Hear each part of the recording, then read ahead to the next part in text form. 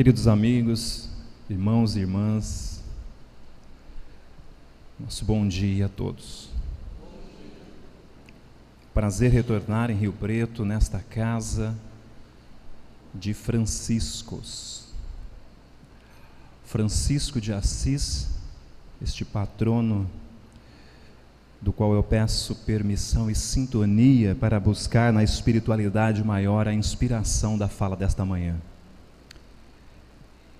E de Francisco Cândido Xavier, esta tela que eu estou admirando desde quando cheguei aqui, que nos faz um convite à reflexão dentro das missões que estes franciscos desempenharam enquanto estiveram aqui conosco encarnados e continuam desempenhando na espiritualidade.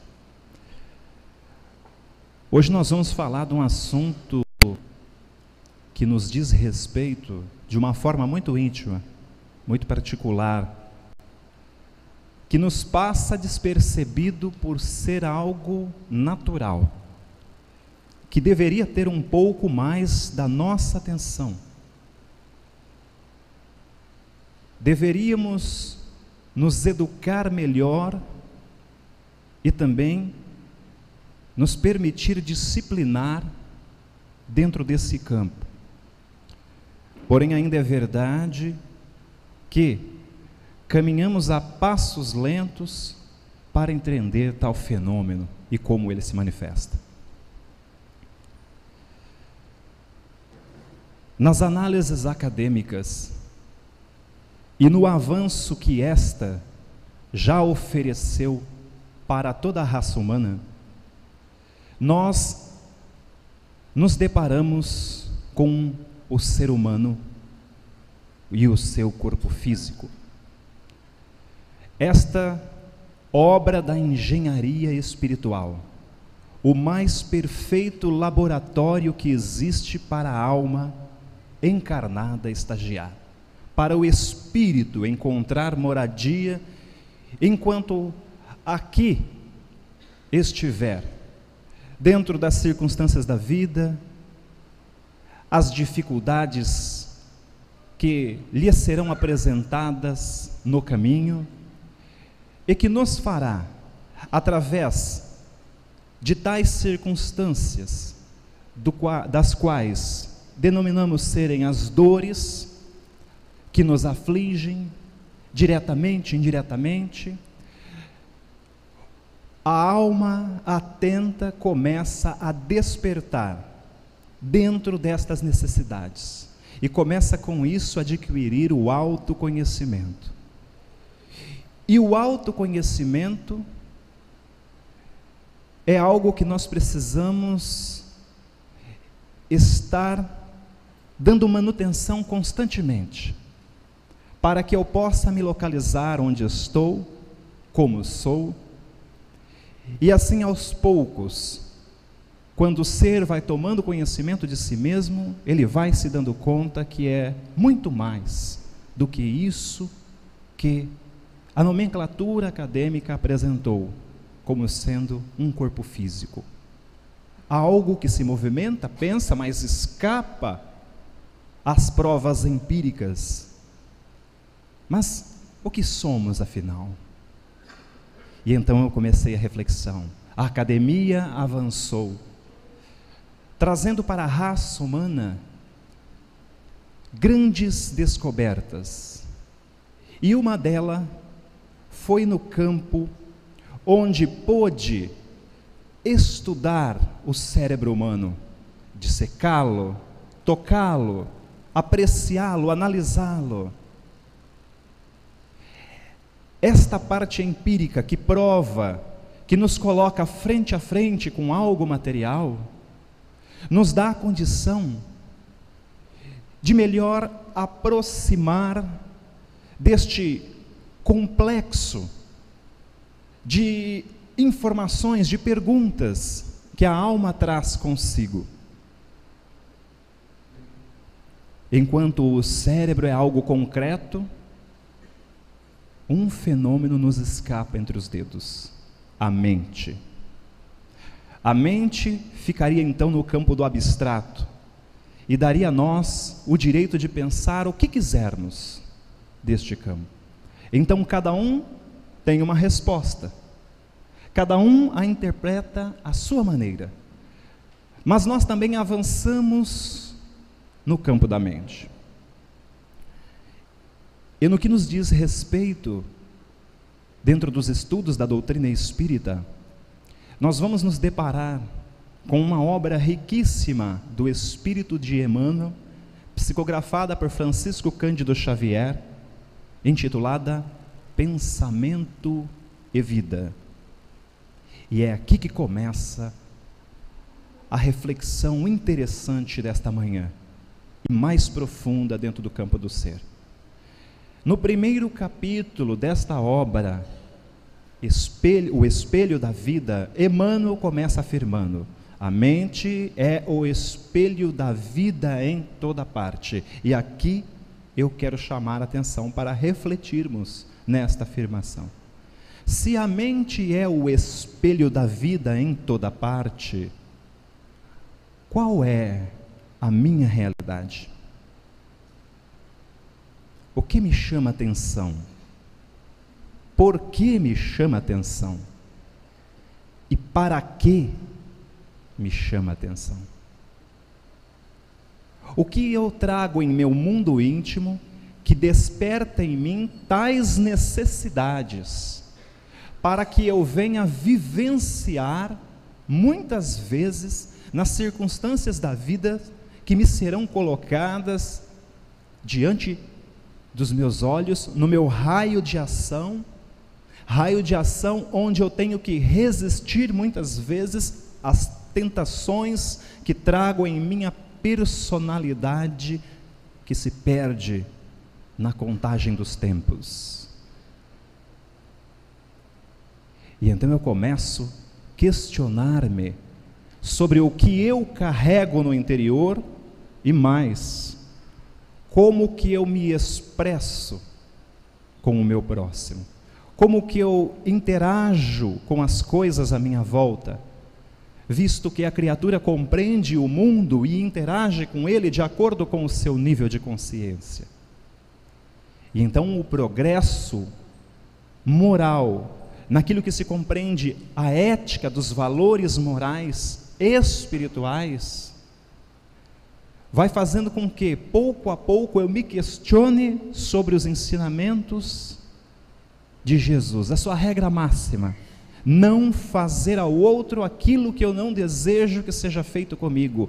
Mas eu medito nesta informação, ela faz sentido para mim, ela faz parte da minha vida, do meu contexto, do meu dia a dia, eu a pratico? Ou Jesus para mim está nos lábios, conforme começa a reflexão da obra, o Evangelho segundo o Espiritismo, em sua introdução, o objetivo desta obra. Kardec aponta ali que nós vamos, no Evangelho segundo o Espiritismo, estudar os ensinamentos morais de Jesus, porque é o campo que nos coloca face a face com as nossas dificuldades, com as nossas necessidades, e eu sou obrigado a encarar-me face a face, porque eu estou diante de conhecimentos universais que faz com que a minha consciência desperte para as minhas reais necessidades. Logo mais abaixo, ele adverte que nós temos Jesus ainda nos lábios, mas poucos o têm no coração. Porque quando eu transfiro os ensinamentos do Cristo para o coração, eu estou me permitindo a uma transformação muito profunda. Por isto, nós utilizamos esta afirmação de Jesus: não faça ao outro aquilo que não deseja que seja feito a ti mesmo. Mas o que é isso? Como eu vou saber o que eu não devo fazer ao outro, se eu nem mesmo sei o que eu nem quero que seja feito a mim? Eu nem questiono quais são as minhas necessidades, reais necessidades. Na questão 926 de O Livro dos Espíritos, apesar de se tratar de um outro assunto, em dado momento, os benfeitores espirituais nos afirmam que mais rico é aquele que tem menos necessidade.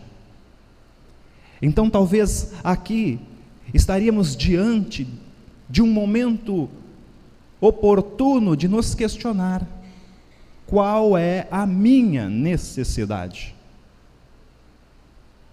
Porque eu preciso me definir como ser espiritual que sou, dentro desta minha busca, dentro desta minha caminhada, até por questões de educação, esta educação que estrutura a criatura e que lhe transforma em um bom cidadão. É bem verdade que nós preferimos remediar a questão da educação. Nós a amarramos com remendos a linhas frouxas. Mais cedo ou mais tarde, este remendo vai se soltar.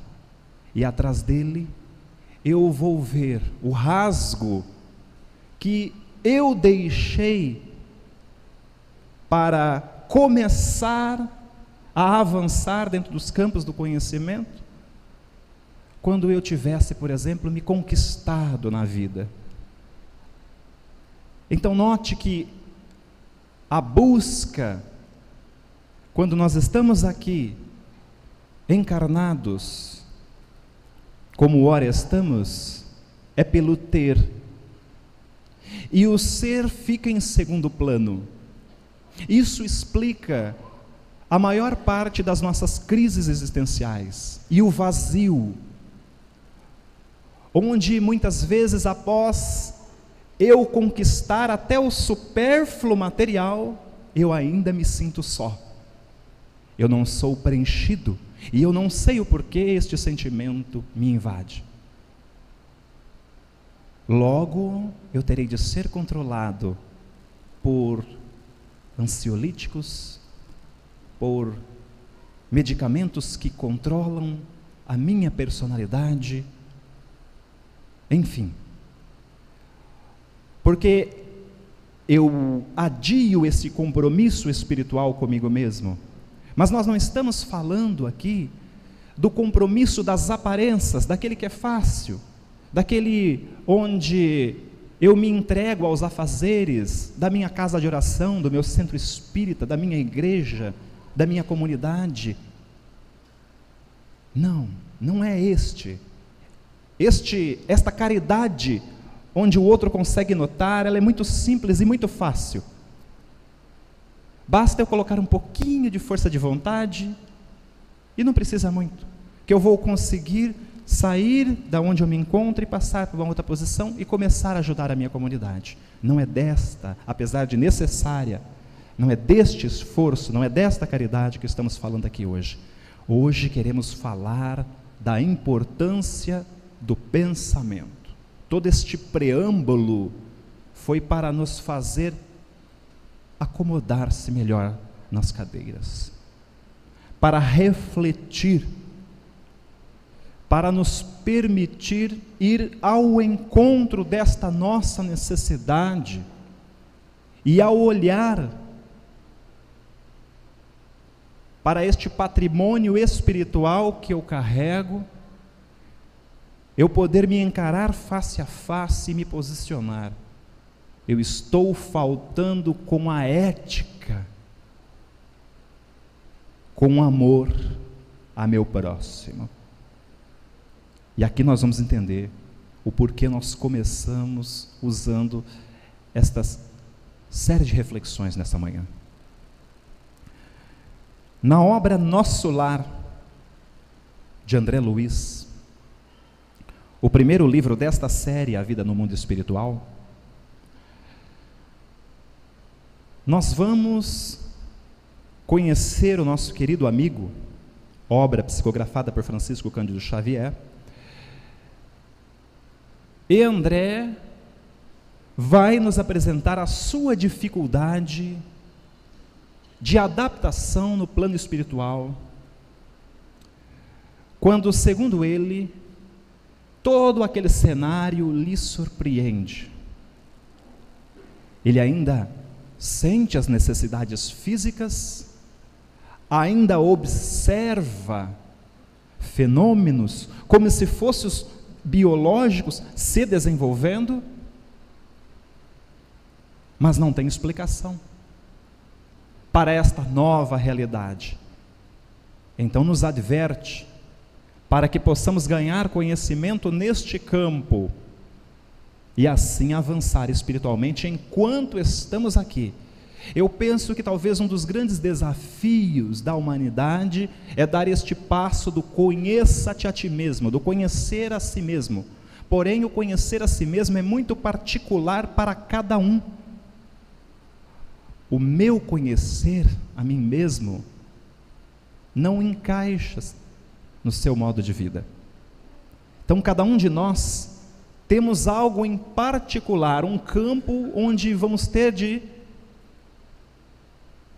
pôr um pouquinho mais da nossa dose em prática de esforço pessoal,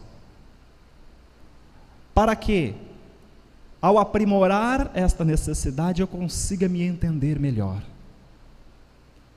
Então este caminho do conheça-te a ti mesmo vai pouco a pouco me libertando das pequenas misérias, dos pequenos conflitos que eu ainda insisto em carregar comigo, porque eu acredito que ainda não cumpriu sua parte da minha vida.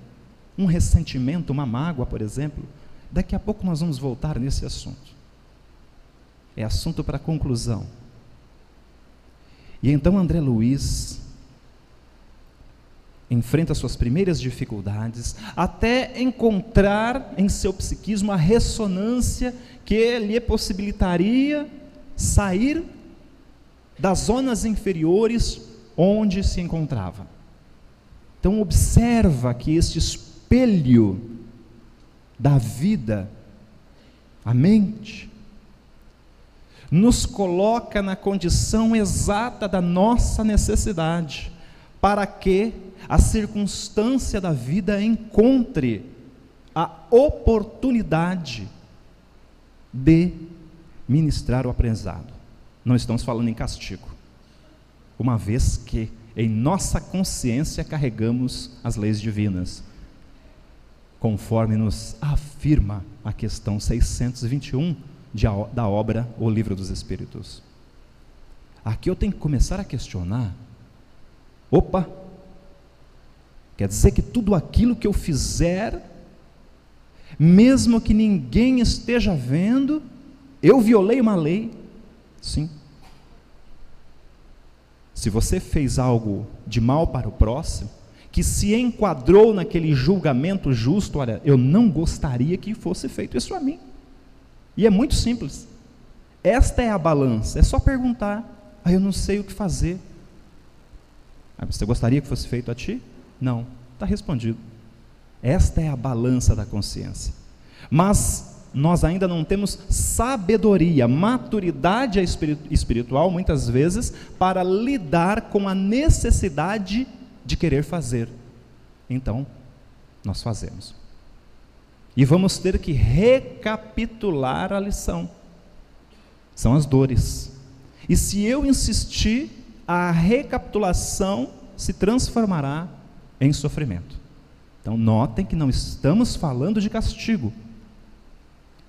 Estamos falando de leis perfeitas, do qual nós, espíritos, almas encarnadas, neste momento,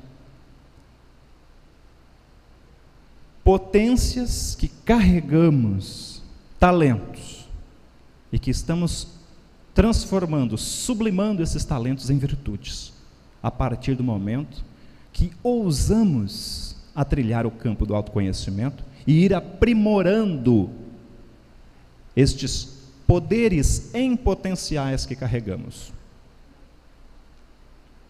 Então é bem verdade, tudo aquilo que eu faço ao próximo fica registrado, anotado, gravado no meu campo energético, na minha parte mais sutil do ser. aquela que absorve o aprendizado na mesma proporção que oferece ao outro. Então, um ato mau, nele contém um aprendizado. Haverá um momento onde as circunstâncias da vida se apresentará para mim nas condições perfeitas. Sincronicidade. Feliz daquele que o amor cobriu a multidão dos pecados, que o amor transformou aquele erro do passado que eu despertei. Eu não podia ter feito isso. E aí eu volto enquanto estou a caminho. Olha que coisa linda, né? Jesus, na prática. Por isso que o ensinamento moral, ele me coloca face a face comigo mesmo, no meu altar da minha consciência, e por mais adjetivos que os outros endereçam a nós, a minha consciência não permite aceitar, porque ela sabe que no fundo, no meu íntimo, eles não me pertencem. Eu ainda não atingi aquele nível onde aqueles adjetivos realmente fazem sentido. Então eu posso enganar a muitos, mas jamais a consciência. Eu posso me iludir por uma encarnação toda, mas jamais iludirei a minha consciência. Então eu sei o que eu faço, eu sei o que eu carrego, mas é claro que a cada um segundo a sua maturidade, segundo o seu conhecimento. Então, conforme eu vou avançando no campo do conhecimento, eu vou descobrindo que eu carrego sentimentos inferiores em mim. Por isso que surgem facilitadores na nossa vida, encarnados e desencarnados. Os facilitadores encarnados, nossos amigos, pessoas com um conteúdo a mais de experiência dentro da maturidade da vida e espiritual, as experiências do campo do afeto, do campo social, do campo profissional, são meus facilitadores, que se eu estiver atento, eu vou descobrir neles, através daquilo que me incomoda, a oportunidade da minha sublimação. Então vejam, a mente é o espelho da vida em toda parte. Aqui eu consigo medir as minhas emoções, os meus sentimentos na balança. E esse exercício é para ser feito neste momento, onde eu coloco tudo aquilo que eu carrego comigo de bom e aquilo que eu não gostaria mais que fizesse parte do meu mundo interior. E a pergunta é, se eu não gostaria mais, para que eu carrego estas informações comigo? Nós não estamos falando de esquecer, porque eu penso que nós não vamos esquecer tão fácil aquilo que ocorre conosco, ou que nós praticamos, a não ser que nesta oportunidade, enquanto estamos encarnados, nós desejarmos de coração desenvolvermos a experiência do Alzheimer. Aquele que estiver a fim de ter essa experiência, comece a praticar alguns desregros agora, que quem sabe, com um pouco de esforço, consegue esquecer. Só que vai esquecer tudo, inclusive as coisas boas, temporariamente. E ser perturbado nos momentos que está fora do corpo físico, com um afastamento natural do sono físico. Continuando, André Luiz então se depara, após ser socorrido no plano espiritual, nas câmaras de regeneração de nosso lar, e ele vai receber um atendimento muito particular, que começa a ser descrito para nós leitores da obra, apreciadores da obra, no capítulo 4, chama-se o médico espiritual. É o momento que o doutor Henrique de Luna vai se apresentar para André Luiz. Ele vai apresentar o diagnóstico espiritual, para que André Luiz tome conhecimento da realidade. E pasme, André Luiz fica surpreso. A hora que Henrique de Luna, ao adentrar no recinto e ao observá-lo atentamente, capta, através das informações de seu perispírito, que André, através de atitudes inconscientes, como creio que a maioria de nós ainda nos candidatamos, foi arrebatado do corpo físico pelo autossuicídio, pelo suicídio inconsciente. Mas veja bem, se nós colocarmos esta reflexão no campo onde nada está fora das leis divinas, do processo de justiça, então muitos poderiam perguntar, mas como assim? É possível então eu deixar o corpo físico mesmo antes do tempo programado? Bom, sim, isso é óbvio que é. A forma mais prática de vermos isso é com a nossa irresponsabilidade, diretamente. Mas aqui nós estamos falando de uma responsabilidade, além de direta, que eram as atitudes de André, mas de uma indireta que ele não tinha conhecimento, que era aquilo que ocorria com ele no campo espiritual após ele ter determinadas atitudes. É dessa que nós estamos interessados. Porque as atitudes de responsabilidade comum, essa nós estamos cansados de ver. Estas atitudes são aquelas que nos faz descrer do outro ser humano e acreditar que nós estamos numa época que não há mais nada que pode fazer, porque na nossa época era diferente de hoje, era pior, hoje melhorou muito. Por algum motivo eu não quero ver mais isso, eu não quero ver isso nem admitir isso, mas essa é a verdade. Basta observar o passado e ver o avanço que temos hoje. Infelizmente, com o avanço, nós estamos ficando escravos das necessidades. Agora sim se faz clara a questão 926. É mais rico aquele que tem menos necessidade. E então, Henrique de Luna dá o diagnóstico. É lamentável que veio pelo suicídio. André Luiz, melindrado, se choca, rebate a informação, então o médico vai explicar. Eu faço questão de ler alguns trechinhos rápidos para a nossa reflexão. Então Henrique, bondosamente, como um instrutor de alma, vai explicar para André o porquê de todo o seu sofrimento até o momento, e aquilo que ele não compreende dentro do campo das suas atitudes e que muito colaborou para acelerar o processo de enfermidade de André. Então começa Henrique de Luna. André, nós temos conhecimento que você lutou, né, para querer ficar no corpo físico enquanto estava hospitalizado.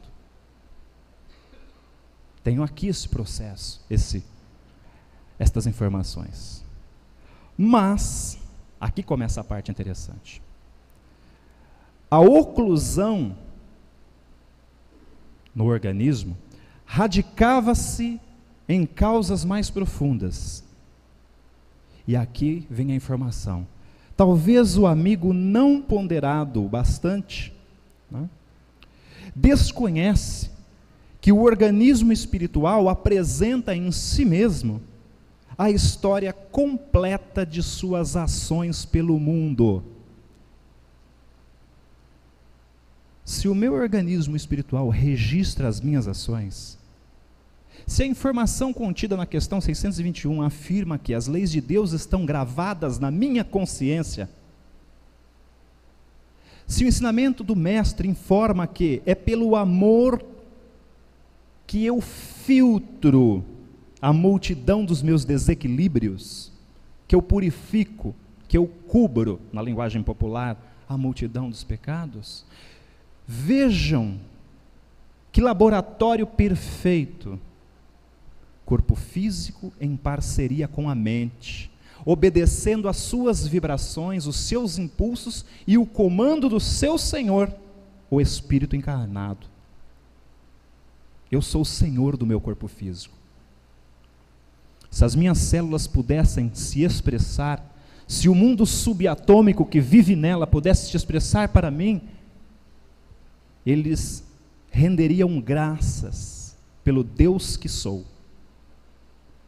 Porque as minhas emoções se manifestam e determinam o curso do meu progresso ou da minha infelicidade enquanto estou aqui. E então vai continuar. Henrique examinou, analisou mais profundamente, observou a zona intestinal de André Luiz, e continua. A oclusão, amigo, derivada de elementos cancerosos, e estes, por sua vez, de algumas leviandades do meu estimado irmão, no campo da sífilis. Tudo isso, André, o seu comportamento exacerbou, alimentou.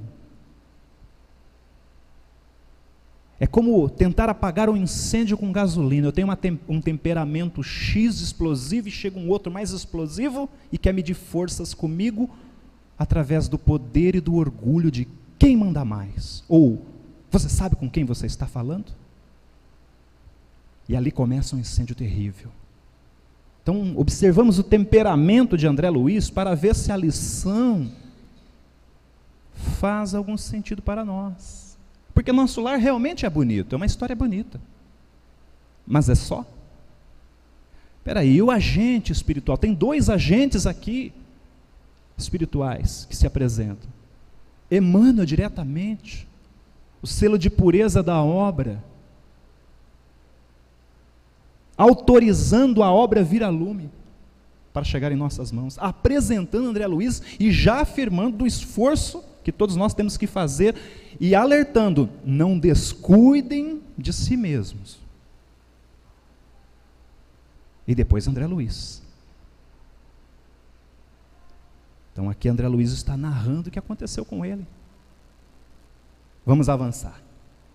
A moléstia, irmão, talvez não assumisse características tão graves se o seu procedimento mental no planeta, enquanto esteve encarnado, estivesse enquadrado nos princípios da fraternidade e da temperança. Como que é isso? Como que é enquadrar o meu procedimento mental nos princípios da fraternidade e da temperança para com o próximo? Como que é? Quais são as ferramentas, quais são os talentos que eu tenho que promover em mim em virtude para entender que você é diferente de mim? Você é diferente, não é igual a mim. Mas por que o meu ponto de vista exclusivo, o que logo me torna egoísta, faz com que eu me dê o direito de impor aquilo que eu acho que é certo para a sua vida? Então notem que nós estamos conhecendo aqui uma parcela da personalidade de André Luiz. Ainda bem que nós espíritas não fazemos parte desse bolão. Já pensou se o nosso procedimento mental, porque nós estamos encarnados, não se enquadrasse nos princípios da fraternidade e da temperança? André Luiz não sabia disso. Nós sabemos. A pergunta é: que diferença isso faz para mim? Essa informação é suficiente para sacudir o meu orgulho? Ou eu ainda não tenho opinião própria? Porque eu confundo opinião própria com não levar desaforo para casa, né? É muito comum, mas pelo contrário. Vamos fazer uma análise profunda. Não levar desaforo para casa. Alguma outra opinião se chocou com a minha. Ou eu fui desprezado, traído, enfim, que seja. Algo desorganizou, bagunçou, desequilibrou o meu mundo íntimo. Não sou educado neste mundo, não tenho conhecimento do campo do ser, não invisto na universidade espiritual. Não. Aliás, eu acho que pessoas que querem ser bem-sucedidas na vida física não podem perder tempo. Então o ser fica em segundo plano. A educação principal da criatura fica em segundo plano. Porque a primeira coisa que nós vamos fazer, talvez, nessa encarnação, ao trazer um espírito através das portas do reencarne para esta vida, vai ser, após o seu nascimento, após a criança conseguir dar uma firmadinha, entregá-lo para que outra pessoa cuide. Porque eu tenho minhas necessidades. Agora, não estou justificando a necessidade do trabalho do pão abençoado. Não é isso. Espiritismo nos pede bom senso, por isso que pede educação espiritual. Talvez essa fala nossa é assunto antigo que já não deveria nem mais ser tratado, se o nosso bom senso exercesse domínio. Mas então falávamos sobre a falta de opinião, e eu não levo desaforo para casa. André Luiz se enquadra nisso. Eu me senti ofendido. Agora eu vou descer do salto e bem baixo, porque eu preciso ficar na mesma posição do meu agressor para devolver o golpe. Aqui eu estou em sintonia. Eu entrei na vibração. E vejam, aquilo que eu achava que era força, se tornou fraqueza, porque a minha emoção, as minhas emoções, os instintos inferiores, os sentimentos mais brutalizados que eu carrego, eu não consigo dominar. Ele domina meu temperamento, então eu me torno agressivo. Com a desculpa de ter uma noite tranquila, mas eu não vou ter, porque as minhas companhias espirituais não serão das melhores. Veja que interessante. Mas enfim, como eu disse, nós não precisamos nos preocupar com isso. Já sublimamos esta parte. Só fica como alerta. Entretanto, André, agora ele vai esmiuçar esta questão do temperamento, da temperança, da fraternidade mental para com o próximo. Entretanto, André, seu modo especial de conviver, não viver, conviver. Mais pessoas, atrito, relacionar-se. Talvez esteja aqui o grande detalhe, né? Eu idealizar o perfeito, mas o perfeito só existe no meu mundo mental. Quando a outra criatura apresenta características diferentes das tonalidades da minha tela mental, aquilo que eu almejo, causa a frustração. A frustração logo indica que eu estou descontente, eu estou insatisfeito. E esta insatisfação pode fazer com que minhas emoções venham emergir e eu ataque. Através do verbo, que pode desorientar muitas vidas, porque imagine eu sendo transparente. Nós gostamos dessa afirmação. Sou transparente. Chega a dar até uma coceira na minha transparência. Aí eu falo algo talvez que não devia. O meu egoísmo é tanto que eu preciso fazer isso. Aí a criatura que ouve não está preparado no seu campo psíquico para ouvir. Sai dali e vai para as drogas. A lícita, inicialmente, a bebida. E talvez dali ao suicídio. Eu sou responsável. É o resultado da equação da minha transparência. Fraternidade mental. Para que eu vou fazer isso? Não é por quê.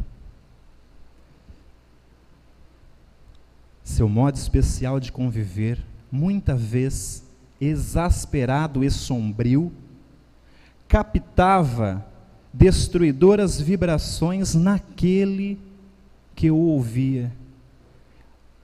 Pausa para reflexão. Porque isso é um estudo. André Luiz é estudo. André Luiz não é leitura comum, corriqueira, que eu bato o olho e pronto.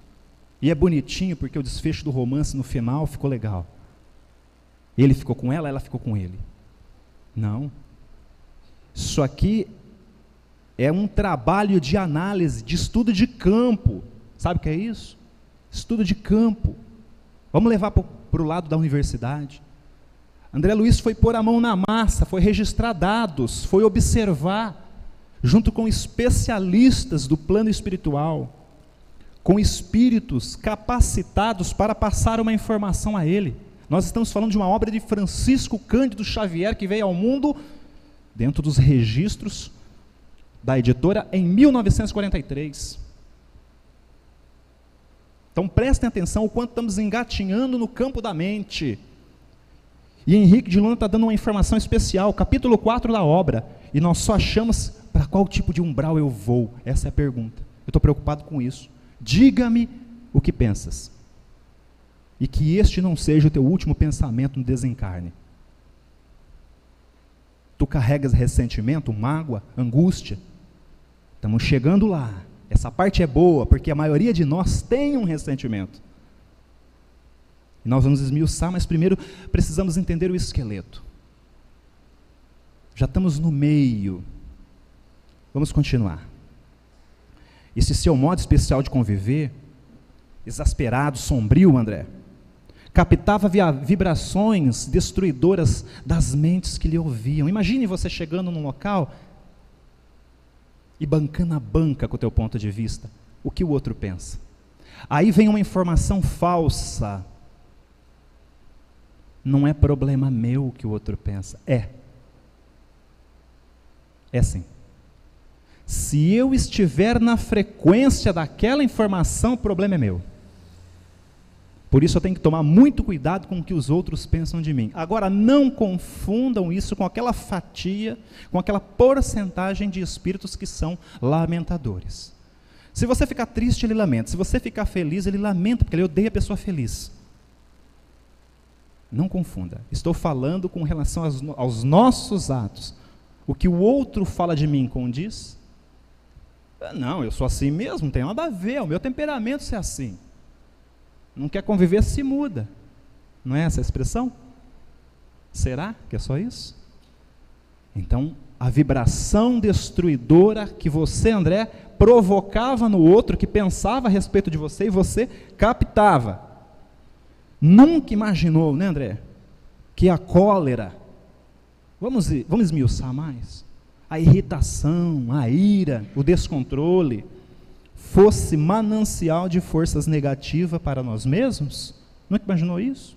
Será que nós, na nossa idade espiritual, dentro das informações que já recebemos, conseguimos imaginar que uma atitude nossa, que não esteja de acordo com a lei de ética e amor gravada na consciência, pode gerar um desequilíbrio? Será que nós cremos nisso? Nós sentimos isso na via pública? Nós somos um exemplo vivo das informações do Cristo nas ruas?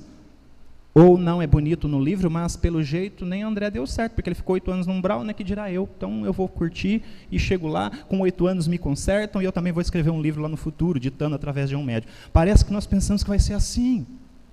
Estamos dramatizando e até colocando um tom de ironia na palavra, justamente para a mente refletir. Um irmão nosso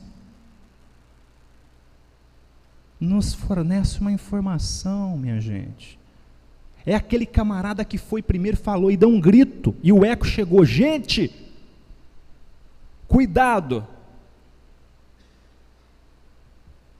A coisa aqui é complicada. Se você chegar sem as ferramentas necessárias, sem exercitar, sem conhecer a si mesmo.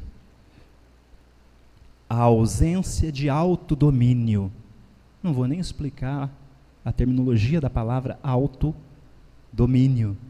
Basta eu comparar com falta de domínio. Então aqui eu ponho na balança: eu sou do time do autodomínio ou da falta de domínio?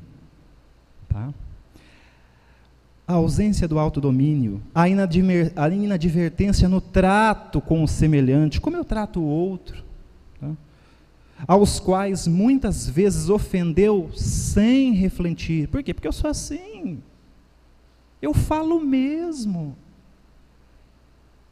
eu imponho. Conduziram-no frequentemente à esfera dos seres doentes e infelizes. Tal circunstância agravou de muito o seu estado físico. Por isso ele afirmou, há parágrafos atrás, Henrique de Luna, talvez, né, a moléstia não precisaria agravar-se desta maneira, se eu tivesse controle do meu temperamento. Mas é difícil, mas a academia avançou. Ela já nos oferece, através das terapias, dos cuidados de consultório, do psicólogo que já olha e vê o ser à sua frente. Ele vê um conjunto de interrogações, que tem sede de sabedoria, e é seu dever, dentro do juramento, acolher e facilitar o entendimento. Jamais empurrar pela porta que eu acho que é certa. Então, hoje nós já temos recursos, fora a instrução espiritual que já está conosco. Isso aqui é material para os milênios que vêm à frente. Porque à medida que eu vou me conhecendo nesse cenário, eu vou despertando. Agora imagina a forma como eu estou tratando o próximo. Imagina a condição que eu cheguei aqui hoje, e aqui eu me pergunto, aquilo que eu desejo receber aqui hoje, condiz com o meu mais íntimo comportamento, ou ainda não é o momento de eu me libertar deste conflito? Porque se eu quero criar ressonância com os meus irmãos espirituais, eu tenho que oferecer este campo para que a dádiva se manifeste. Eu confundo muito dádiva com mérito, não é verdade? Mas calma lá. O mérito, por mérito, todos nós aqui, hoje, até este momento, já merecemos, já recebemos o que é de nosso merecimento. Não importa o que, mas eu cheguei aqui, tive uma briga, não importa. Dentro do nosso merecimento, dentro da lei de sincronicidade, dentro daquela minha necessidade que eu alimento na alma, eu posso ter provocado uma discórdia antes de sair de casa e vir para cá, por exemplo. Mas por que nós não almejamos a dádiva que viemos aqui para receber? Porque a dádiva pede esforço espiritual. E é na dádiva que eu vou me surpreender com a grandeza de Deus, porque eu não estou esperando. E eu fico encantado. Talvez era este olhar dos discípulos de frente de Jesus, ou daqueles que recebiam a cura. Estar diante de uma dádiva. Já pensaram nisso? Será que nós já imaginamos como era o olhar de Jesus olhando para uma criatura? O mestre olhando para nós, e aquela sintonia espiritual nos envolvendo a ponto dele afirmar: a tua fé te curou. Então percebam a profundidade do ensinamento, aonde ele tem que descer para alcançar os nossos instintos inferiores, para que no momento da cólera ou da ira ou do verbo impensado eu falo, pare. Aí a consciência adverte, dê a outra face. É difícil. Então veja quanto treinamento nós temos de fazer pela frente. Olha, isso que Henrique de Luna nos afirmou aqui, nos esclareceu, é importantíssimo. Isso fará parte dos manuais da ciência acadêmica do futuro, queiram ou não. Entender que a conduta do pensamento é que mantém, é que alimenta e é aquela que gerencia esse meu patrimônio, esse meu cosmos orgânico aqui, sem contar no mundo íntimo. Eu estou de acordo, eu estou em equilíbrio ou não? Note que em toda a nossa fala de hoje, nós estamos deixando perguntas, questões para ser resolvidas, justamente para criar incômodo, porque a doutrina espírita, ela consola, ela abraça, mas ela incomoda, porque ela faz com que eu fique face a face comigo mesmo, e eu não gosto. Eu gosto de me reconhecer nos outros, nos espelhos da vida. Ou melhor, corrigindo a expressão, eu gosto de apontar nos outros, que são meus espelhos, durante a estadia nesta oportunidade reencarnatória. Só que dificilmente eu vou me reconhecer, porque eu estou muito ocupado cuidando do seu defeito, tendo um temperamento fora dos princípios da fraternidade e da temperança. Alguém precisa cuidar da sua vida e sou eu.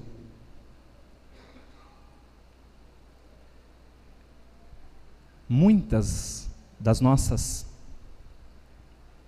enfermidades são causadas pelo mau uso do pensamento.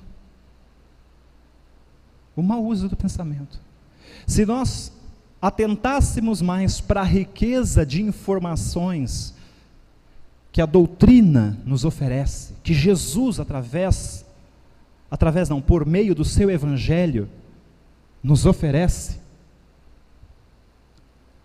muitas criaturas não estariam mais na posição em que se encontra agora. Fechando agora a nossa conclusão, para nós entendermos se estamos desestruturando algo no corpo físico com o nosso pensamento. Os órgãos do corpo somático, André, possuem corpo somático, físico, possuem incalculáveis reservas. Observem, nós abusamos tanto do nosso corpo físico, que mesmo assim ele se recupera, nos dando a oportunidade de caminhar, e eu vou lá e eu abuso. Os órgãos do corpo somático possuem incalculáveis reservas, segundo os desígnios do Senhor. O meu amigo, no entanto, iludiu excelentes oportunidades, desperdiçando patrimônios preciosos da experiência física. Perceberam? E aí, Henrique de Luna dá a conclusão do diagnóstico.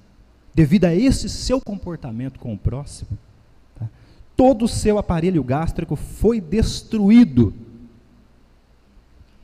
Não só a excesso da bebida, da alimentação, como também da má conduta de seus pensamentos.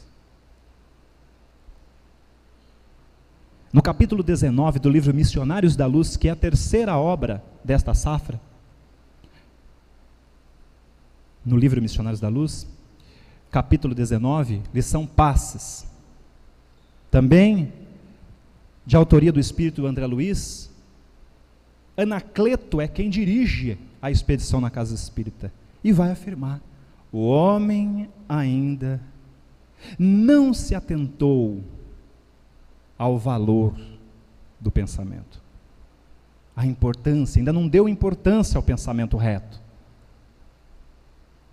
Por isso se apresenta como é, dentro das suas enfermidades, dentro das suas necessidades. E concluindo, André Luiz medita, observa-se e chega à seguinte informação, a seguinte afirmação dentro da sua conclusão: todo acontecimento, enquanto nós estamos no mundo aqui encarnado, menos insignificante, tá? Nós não damos atenção. Ou seja, algo para ser grave, ele tem de estar dentro de um código penal, ou alguém entender que é grave aquilo. Mas o comportamento menos digno, os acontecimentos, ele coloca insignificantes, estranho aos códigos da vida terrena, entraria na relação dos fenômenos naturais. Como isso? Eu posso tratar assim, eu sou chato. É um fenômeno natural. Passaria despercebido. Agora, olha a conclusão do querido irmão. E isso nos dá um alerta, porque eu posso estar nesse time. Eu, André, me deparava agora, porém, com outros sistemas de verificação das faltas cometidas. Outros sistemas. O perispírito. A consciência. E aí? Como nós estamos reagindo àquilo que nos fizeram? Eu ainda estou preso no tempo, insistindo em carregar comigo situações que já cumpriram a sua história dentro do meu mundo íntimo, que já me ensinaram, mas eu insisto em recapitular e teimo em não aprender, em não praticar, para facilitar? Será que eu ainda sou daqueles que guardo o ressentimento da cena da ocorrência?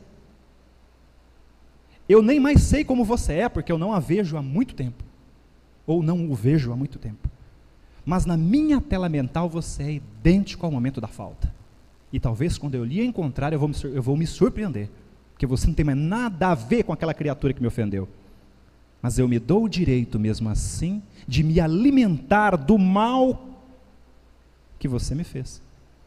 Por isso nós temos de ter muito cuidado, como nos apresentamos, como nos aparentamos ao próximo. Não é ser conivente, não é passar a mão na cabeça. Isso seria colaborar com um erro. É ser prudente, é ser consciente, é ter bom senso, é fazer ao outro aquilo que gostaríamos que fosse feito a nós, inclusive ouvir nãos, inclusive ter alguma certa dose de dor, porque olhando agora para a linha, para a trajetória da nossa vida, nós vamos entender que estas dores fez de nós o que somos agora. Muitos de nós ainda está preso no sofrimento que a tela mental proporciona, se alimentando dia a dia deste sofrimento, dia a dia destas vibrações, mantendo contato e preferindo a companhia destas mentes inferiores. Mas e da minha parte? O que estou fazendo para me libertar? Para que ainda mantenho estas informações comigo? Para que insisto em carregar comigo aquilo que já cumpriu a sua parte, o seu tempo? E que se eu souber observar, enxergar, então eu vou encontrar a minha libertação em meio às dores que são bênçãos disfarçadas, indicando através do mecanismo perfeito das leis da consciência, através das circunstâncias que a vida me oferece, o melhor posicionamento para que eu me equilibre. E então, no momento deste despertar, no momento de desferir o golpe, que eu possa entender o que é agir de acordo com esta lei da fraternidade mental para com o meu próximo, para que eu possa aproveitar este momento, para que eu possa criar ressonância com esse ambiente a partir da faxina espiritual que eu provoquei nesta manhã. Atentemos para a importância do nosso pensamento, porque a mente é um espelho da vida em toda parte. Que Jesus nos abençoe. Muito obrigado.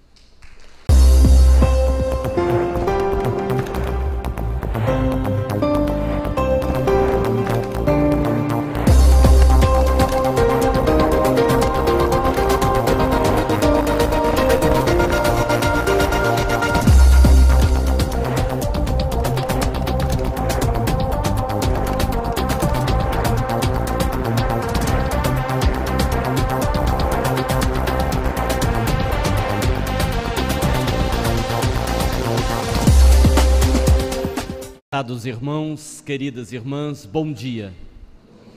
Que o amigo Jesus, o amigo de todas as horas, de todos os momentos, nos abençoe e nos conforte na sua imensa e inesgotável paz. Toda a palestra desta manhã foi construída com base no livro que nós estamos lançando nesta casa, intitulado Em Nome de Jesus, do Espírito Benedita Pimentel. Esta obra, quando nos revelada pelo Espírito, nos deixou duplamente felizes. Na ocasião, eu estava na Bahia,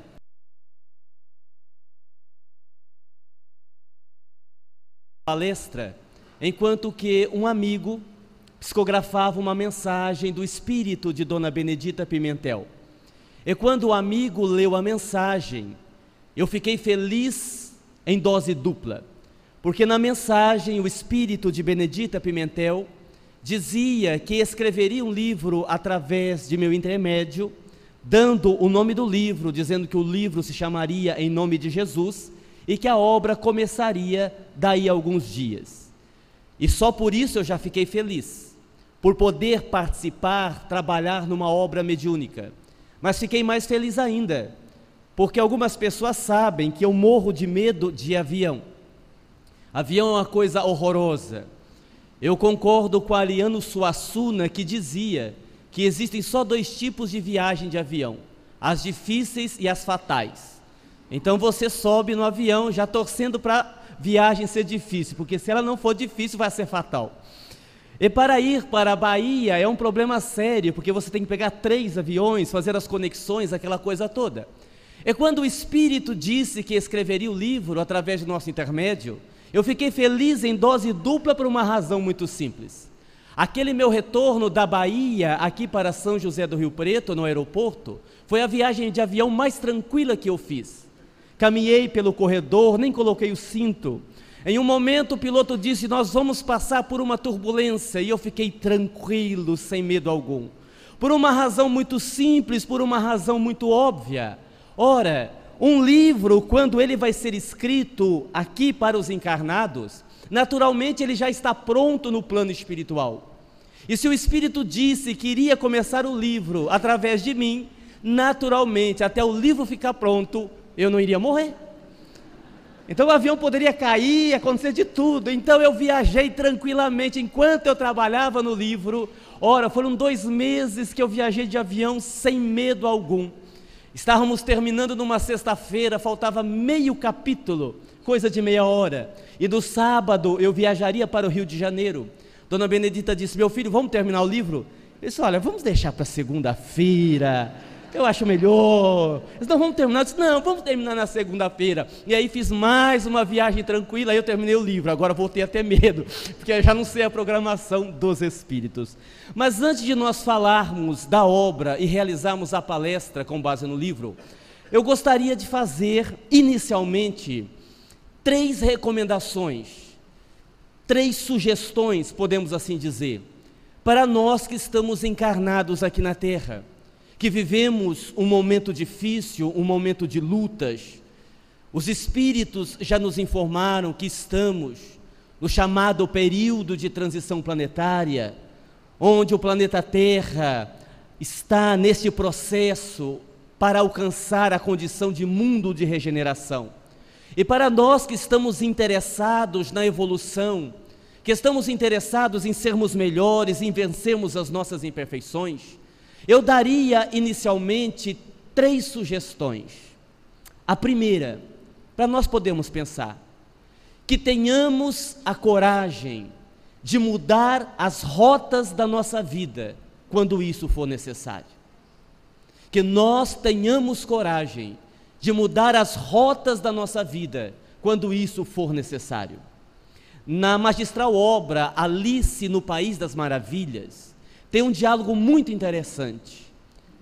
A obra tem vários personagens, tem um coelho e tem um gato, que ora ele aparece em cima de uma árvore, ora ele aparece no chão, em momentos aparece só a sua cauda, e no momento em que Alice está muito desesperada, está perdida, ela conversa com esse gato e pergunta a ele assim: aonde vai dar essa estrada? E o gato responde: para onde você quer ir? Ela diz: não sei, eu estou perdida. E ele então responde a ela: para quem não sabe para onde vai, qualquer caminho serve. Para quem não sabe para onde vai, qualquer caminho serve. Que a gente possa saber para onde nós vamos, que a gente possa traçar os caminhos que nós vamos percorrer. Não quer dizer que nós vamos dar conta de percorrê-lo, mas pelo menos que a nossa vida tenha uma direção.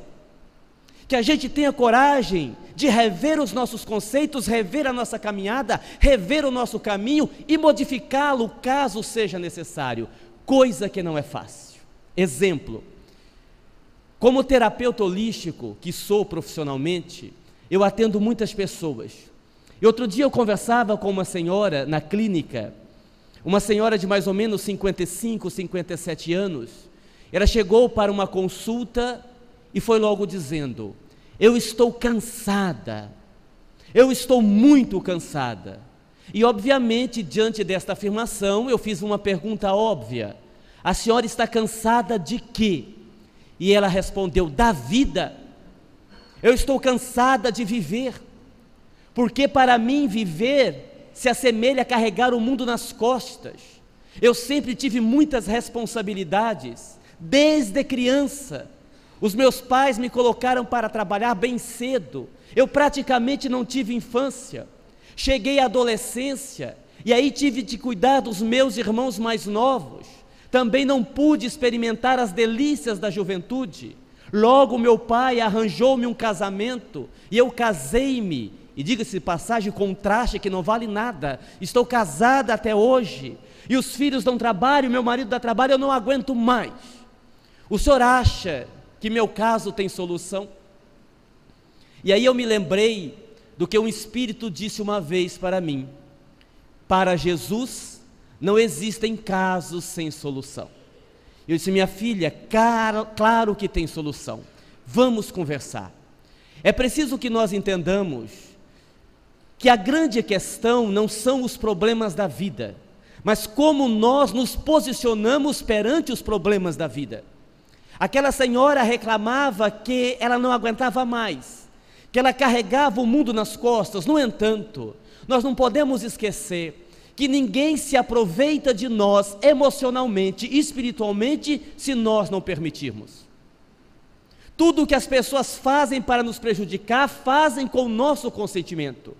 Então, o grande diferencial da vida não é o que acontece à sua volta. É por essa razão que não temos o direito de culpar os outros, de culpar a vida, de culpar a Deus, de culpar os políticos, mas como eu me posiciono perante aquilo que me acontece. Eu então fui dialogando com ela e fui identificando os problemas. Ela me falou de um filho que com 35 anos ainda morava com ela. Eu disse: olhe, arrume a mala desse filho e mande ele dar um rumo na sua vida. Mande ele para outro lugar, fazer alguma coisa, porque a senhora já fez a sua parte. Ela me falou de um outro filho que tinha sua família, mas vivia pegando dinheiro emprestado, que ela estava devendo horrores de tanto emprestar dinheiro a ele, e não recebia naturalmente, porque filho não paga. Eu disse: bom, então a senhora dá a ele o endereço do banco, e peça para ele pedir dinheiro emprestado no banco, a juros maravilhosos, ele que vai pegar no banco. Um outro filho era casado, mas deixava os netos para ela cuidar. Eu disse: a senhora coloca cadeado no portão, e mande ele deixar os filhos com o vizinho, que a senhora não tem obrigação de ficar cuidando de neto. E a outra filha, a senhora faz isso. E o marido, se a senhora notar que realmente não tem jeito, também dê a mala dele, mande ele seguir o seu caminho e vá ser feliz. Bom, isso eu demorei mais ou menos 1h30 para dar as orientações que ela precisava. Quando eu terminei, ela se levantou e disse: muito obrigado. Eu disse: de nada, até a próxima. Ela disse: não vai ter próxima. Eu disse: não. Ela disse: não, eu não pretendo voltar mais aqui. Eu disse: mas por quê? Eu falei alguma coisa que a senhora não gostou? Mas pelo contrário, tudo que o senhor falou eu gostei. Eu disse alguma coisa que a senhora não concordou? Pelo contrário, eu concordo com tudo que o senhor falou. E a senhora não vai voltar mais por quê? Ela disse: porque eu estava pensando, a proposta que o senhor me fez é muito trabalhosa, eu não vou dar conta. O senhor está me pedindo que eu mude 360 graus a minha vida, que eu assuma uma postura diferente perante a minha própria existência. Eu vou criar confusão com meu filho, eu vou criar confusão com a minha filha, eu vou entrar em atrito com meu marido. Eu já vivo assim há 57 anos, e eu vou deixar do jeito que está, vai dar muito trabalho para mudar. Quantos de nós não fazemos isso? Quantas e quantas vezes chegamos à conclusão que vai dar muito trabalho para mudar a vida, então a gente deixa do jeito que está. Não está bom, mas se eu mexer pode piorar, então eu deixo como está e vou empurrando a existência. Então esta é uma observação significativa, que nós possamos ter coragem de modificar as rotas da nossa vida quando for necessário. Segunda observação ou sugestão: que tenhamos a coragem, a disposição e a capacidade de ouvir os nossos sentimentos. Eu outro dia atendi uma senhora que estava já em fase terminal, muito doente.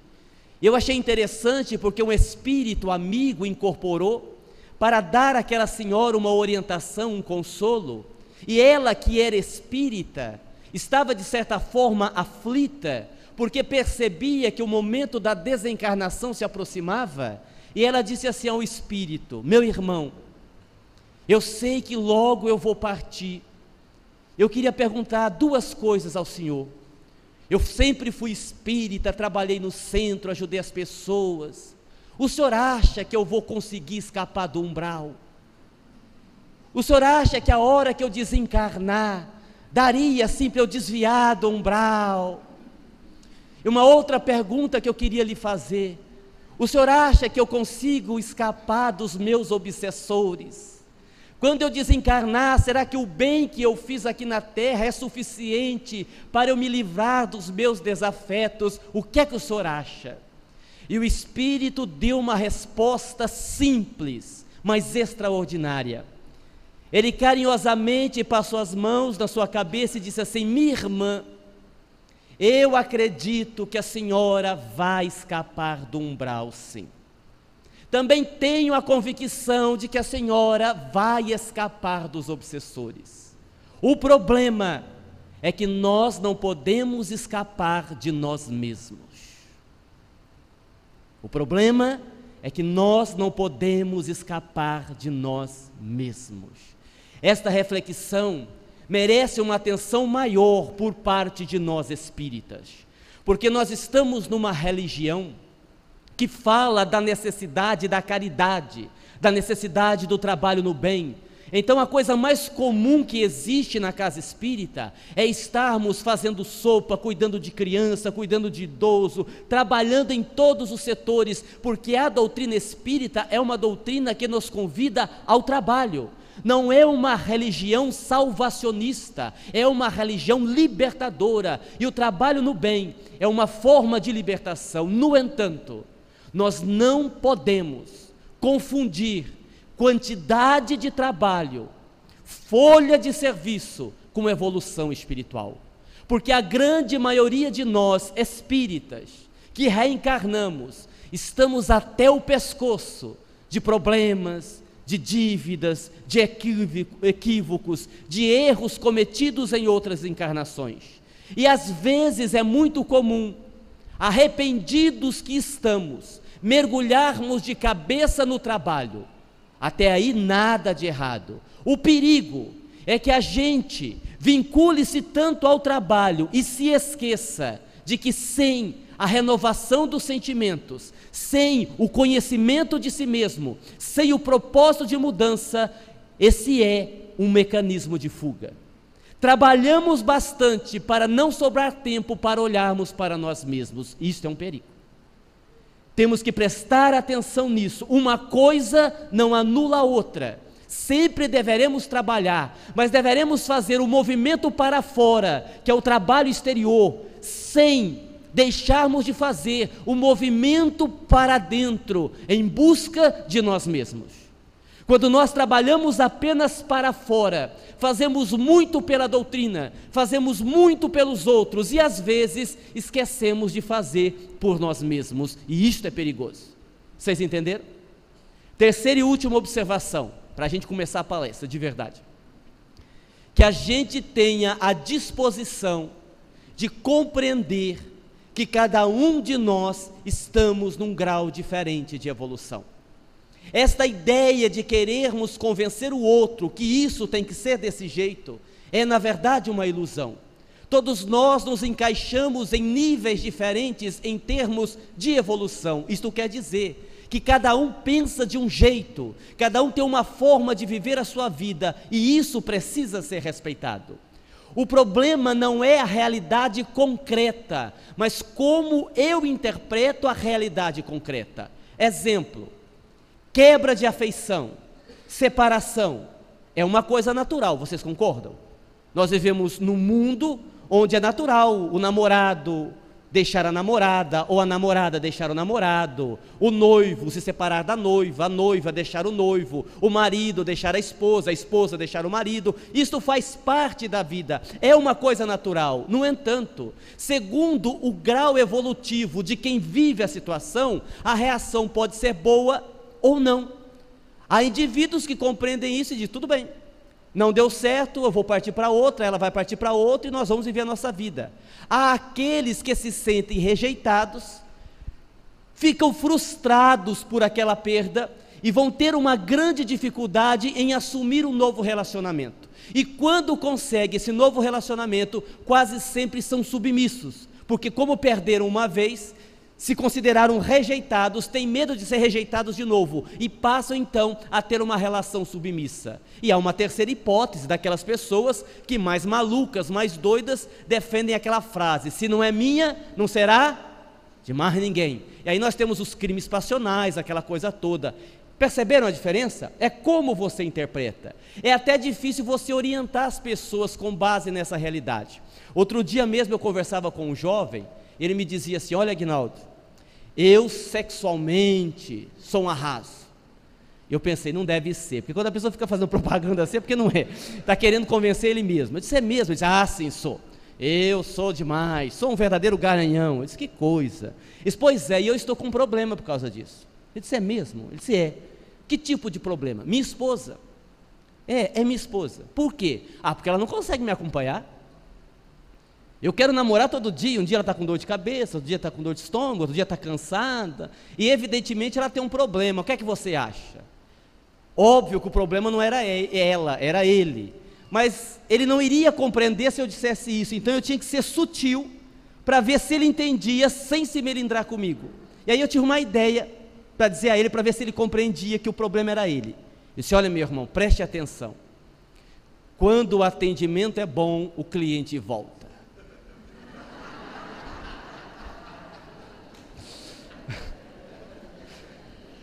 Aí ele me olhou e disse: ah! Eu disse: ah, não entendeu nada. E aí ficou por isso mesmo, né? Mas é isso, cada um tem a sua maneira de compreender, cada um tem a sua maneira de entender, e nós precisamos compreender e aceitar isso. Ok, pessoal? São 3 sugestões para a gente pensar, para a gente refletir na nossa vida. Que a gente tenha coragem de mudar as rotas, que a gente tenha disposição de ouvir os sentimentos, e que a gente tenha também a capacidade de entender que cada um pensa de um jeito, que cada um amadurece no momento certo, que não há como você salvar o outro. Nós não estamos encarnados para salvar ninguém. Por mais que você ame uma pessoa, cada um vai evoluir no momento que quiser evoluir, não depende de você. Feito isso, vamos ao livro. Dona Benedita Pimentel, neste livro, Em Nome de Jesus, ela faz várias abordagens, ela debate, ela explica vários assuntos. Entre eles, ela fala de um assunto que eu considero gravíssimo, importantíssimo para os dias atuais, que é a questão dos conflitos familiares. Mas quando Dona Benedita, Espírito, fala dos conflitos familiares, ela ressalta que o grande problema do conflito familiar não está no ontem, mas está no hoje. O grande problema do conflito familiar não está no ontem, está no hoje. Ora, o que ela quer dizer com isso? Muito simples. É muito comum as pessoas atribuírem à encarnação passada os problemas que estão vivendo hoje. É muito comum, principalmente entre nós espíritas, dizermos que aquela situação difícil, que aquela situação de dor, que aquele conflito familiar, ele está acontecendo porque na família estão reunidos espíritos que foram inimigos de outra encarnação. Muito bem. Isso não deixa de ser uma verdade. Normalmente isso acontece mesmo.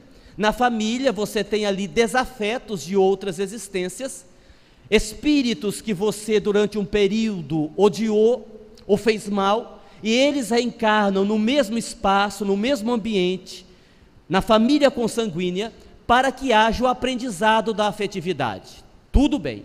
No entanto, Dona Benedita Espírito ressalta que nós precisamos separar o que realmente é de encarnação passada e o que diz respeito a esta nossa encarnação.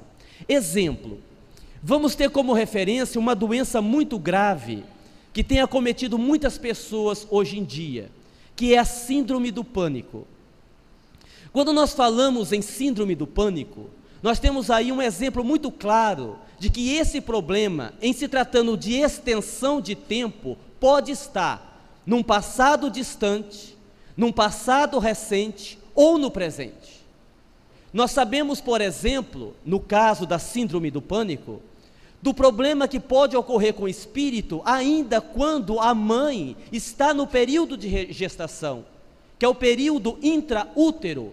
O espírito se conecta à sua, que será a sua mãe, assim que é concebido. E daí então o espírito passa a sentir todos os reflexos daquilo que a mãe experimenta.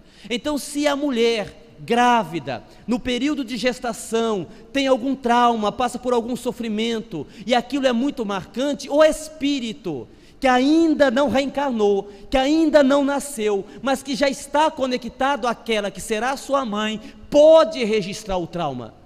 Então existem muitos traumas que acontecem ainda no período de gestação, intraútero, como nós temos em grande quantidade os chamados traumas de infância. E nós poderíamos chamar esses traumas intraútero e os traumas de infância como um passado recente. Dr. Augusto Cury narra o caso de um rapaz que ele era capaz de enfrentar um cão raivoso, sem medo algum.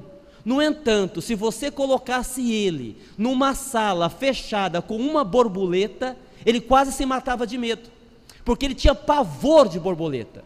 E alguém vai dizer assim: bom, mas isso é um absurdo. Como é que alguém pode ter medo de uma borboleta? Ela não causa mal algum? Depende do trauma experimentado. Aquele paciente, segundo a narrativa do próprio Dr. Augusto Cury, quando era criança, a mãe havia avisado. Aliás, os antigos diziam isso mesmo, eu não sei porquê. Olha, se você tocar numa borboleta, não coloque as mãos nos olhos, porque você vai ficar cego. Não tinha isso? As mães diziam, eu não sei porque elas diziam isso, mas diziam isso. E num dia, ele pegou na borboleta. Quando ele pegou na borboleta, a mãe deu o grito: olha a borboleta! O grito da mãe, a informação da mãe, que ele poderia ficar cego, cruzou com o toque na borboleta. Ele registrou 2 estímulos negativos. Daí ele desenvolveu um trauma, o medo de borboleta. Um trauma de infância. Um trauma de infância. No entanto, nós não podemos esquecer que na atualidade, com a nossa inabilidade para lidarmos com os sentimentos, a nossa inabilidade para lidar com a própria vida, pode desencadear também esse processo. E na família a gente vê isso acontecer com muita frequência. E o espírito de Benedita Pimentel ressalta, e isso sim é importante, que na família um dos grandes problemas não é a reencarnação passada, não é o fato de termos ali inimigos de outra encarnação, mas a falta de diálogo. Esse é o grave problema no contexto familiar. Aliás, a falta de diálogo é um problema genérico. Basta você observar meia dúzia de jovens numa pizzaria comendo pizza. É incrível como eles estão ali, mas a atenção está no celular. Todos estão na mesma mesa, mas ninguém está ali, porque cada um está conversando com o celular e nenhum está conversando um com o outro. E na família acontece a mesma coisa. Nós não temos esse diálogo. Casamento, eu costumo comparar com as fases de um jogo de videogame. À medida que você vai passando, vai ficando mais difícil. Às vezes a mulher também não colabora. O marido quebra um copo, ela diz: você quebrou meu copo. Diz: meu bem, eu compro outro. Mas era meia dúzia. Eu compro meia dúzia. Mas foi mamãe que deu. Isso aí também é difícil. Não, aí também é difícil, aí também é complicado. É interessante que com o passar no tempo, eu não sei se por causa da rotina, eu não sei por que é, o tratamento que nós vamos dando ao companheiro, à companheira, ele vai ficando diferente.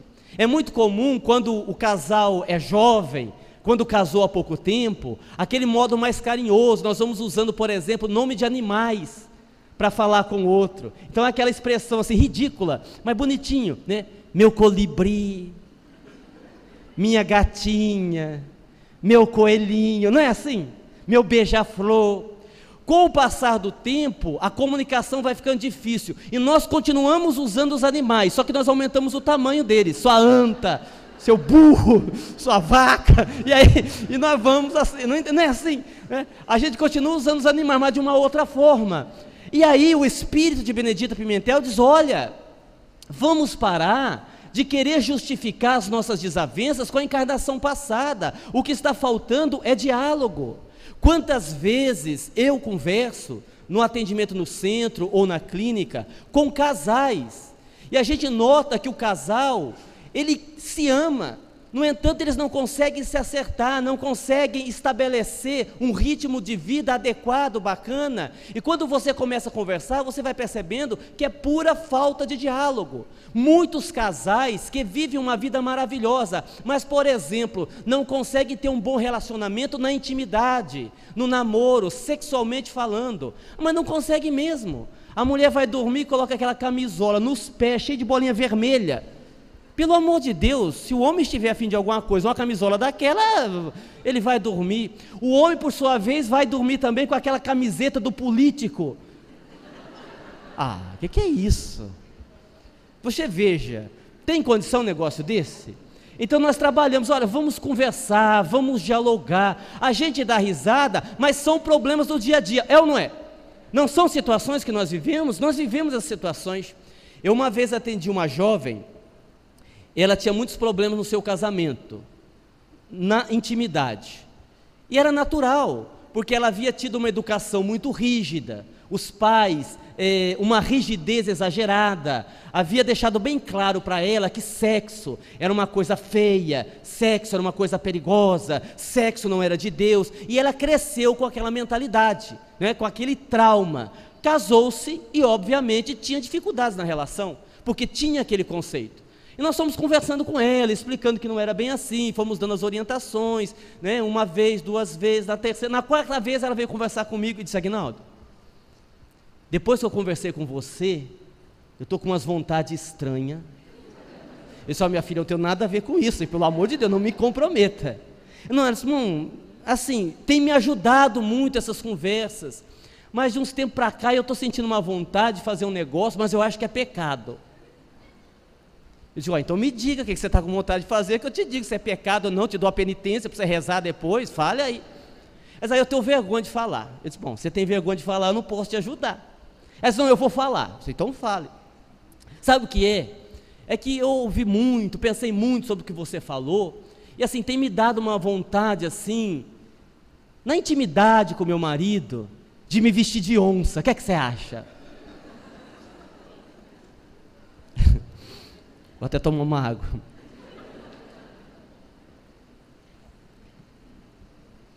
Vocês querem saber o que eu respondi para ela ou não? Vocês também são curiosos. O coral é curioso. Olha, o coral é curioso. Esse coral.